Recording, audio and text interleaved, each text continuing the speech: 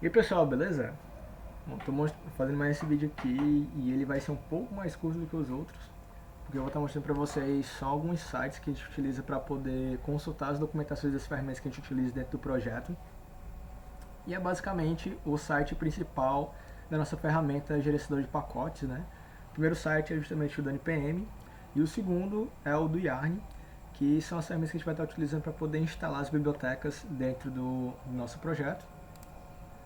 Aí aqui, começando já pelo Yarn, quer dizer, pelo NPM, basicamente esse site aqui, a gente vai conseguir encontrar, se não todas, a maioria das documentações referente às nossas ferramentas, né? Então, por exemplo, aqui, aquela ferramenta que eu tinha mostrado num vídeo, que era justamente para a gente reutilizar alguns layouts ou alguns códigos HTML, a gente consegue estar consultando melhor os comandos dessa ferramenta aqui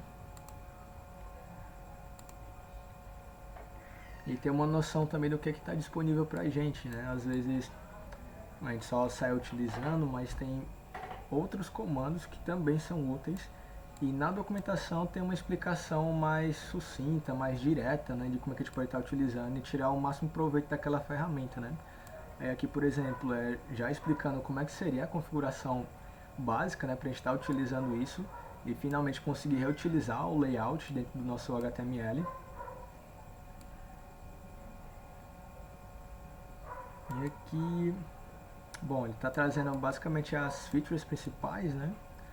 E aí, conforme a gente vai estudando um pouco mais a fundo e tentando entender do que se trata a ferramenta, a gente consegue tirar mais proveito disso. E não são todas, mas a grande maioria tem alguma maneira que a gente pode estar incluindo testes, né? Testes automatizados também, que aí acabam sendo muito importantes para a gente conseguir validar algumas coisas, né, antes de estar subindo o código para produção. Não necessariamente isso é obrigatório, né, na maioria dos projetos, mas acaba sendo interessante, né, porque a gente consegue impedir que alguns problemas possam estar acontecendo antes de chegar no servidor, né. Aí aqui mostrando para vocês a outra ferramenta, no caso o outro site, né, que é justamente o do NPM, do Yarn.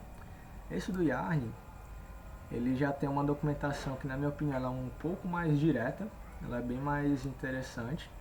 E tem os comandos, né, que a gente pode estar utilizando também, tudo num canto só. Aqui, por exemplo, ele já tem um guia, né, mostrando como é que seria para poder você fazer a instalação. Basicamente, para instalar o Yarn, você vai precisar do NPM, né? E aqui você vem, dá esse comando e a partir dele você consegue já checar a versão do seu Yarn também. Mas aqui, já partindo, por exemplo, para as documentações, vamos dizer que eu estou querendo procurar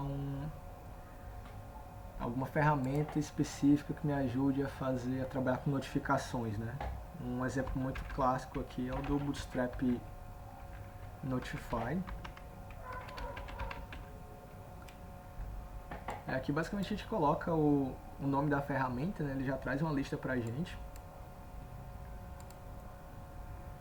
E aqui dentro também tem a documentação, né? A gente pode estar dando uma lida. Se vocês não gostarem muito do formato aqui no Yarn, vocês podem também estar clicando no link aqui do lado, que ele vai te levar direto para o GitHub da ferramenta. E lá da mesma maneira também tem os comandos que a gente pode estar utilizando para poder fazer a instalação, configurar e quais são os comandos principais que também a gente consegue reutilizar no projeto para poder reaproveitar aquilo tudo, né?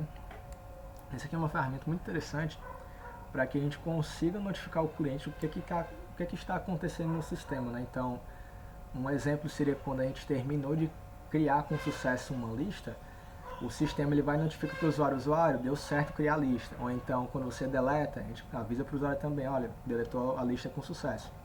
Isso é muito, muito importante para a gente conseguir criar um padrão de usabilidade que mantenha o cliente ciente de que a ação que ele está executando dentro do sistema funcionou.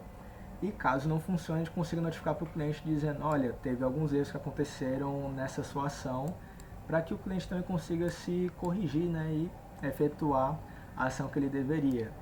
Um exemplo de ação que o sistema, é muito importante que o sistema acaba impedindo do usuário de fazer, seria de, por exemplo, eu estou fazendo um cadastro e no meu cadastro de aluno ou de cliente eu preciso que tenha a informação do CPF salva, né? E no momento do cadastro, a pessoa não submeteu essa informação.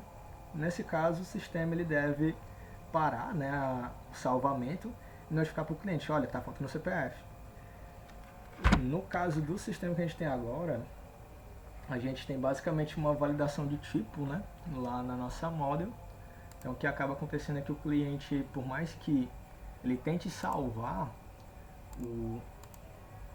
o cadastro da nossa lista, acaba acontecendo que o cliente não é notificado se teve alguma informação que foi errada, né? Aqui, no caso, não tem muito bem como a gente está fazendo errado, mas tem como a gente conseguir colocar umas validações. E caso o cliente preencha essas informações de maneira errada, o sistema dá a notificação e aquela ferramenta do Bootstrap é ela que vai estar fazendo o papel de fazer a entrega, né, dessa informação para o cliente exibindo na tela. Bom, o que eu tinha para poder mostrar, para falar, era mais ou menos isso. Então, das ferramentas que a gente já utiliza dentro do projeto, a gente consegue ir atrás da documentação específica, né, e ver se tem mais alguma coisa interessante que a gente consiga reaproveitar. Aqui um exemplo seria do próprio Express mesmo. É quando não tem assim, quando tem um link do GitHub ali do lado, a gente consegue clicar e entender melhor o que está à nossa disposição, né? E aqui nesse site aqui do Express, ele é muito interessante que ele já vem com alguns exemplos também de, como eu posso dizer, projetinhos, né? Ou maneiras de organizar o projeto ali, baseando-se em alguns casos específicos, né? Então, por exemplo, a gente consegue encontrar aqui uma organização, uma estruturazinha utilizando o Express para gerenciamento de cookies e sessões de usuários, ou então para a parte de autenticação também a gente consegue aproveitar muita coisa, aprender bastante também. Aqui dentro a gente tem um modelo do MVC, que é basicamente o que a gente está utilizando ali. Ele acaba organizando de uma maneira um pouco diferente, mas o princípio acaba sendo o mesmo. E aqui é muito interessante porque tem bastante referência e a gente consegue aos poucos ir absorvendo e pensando numa estrutura melhor para os nossos projetos. Bom, é isso, galera. Valeu por estar assistindo. Até o próximo vídeo.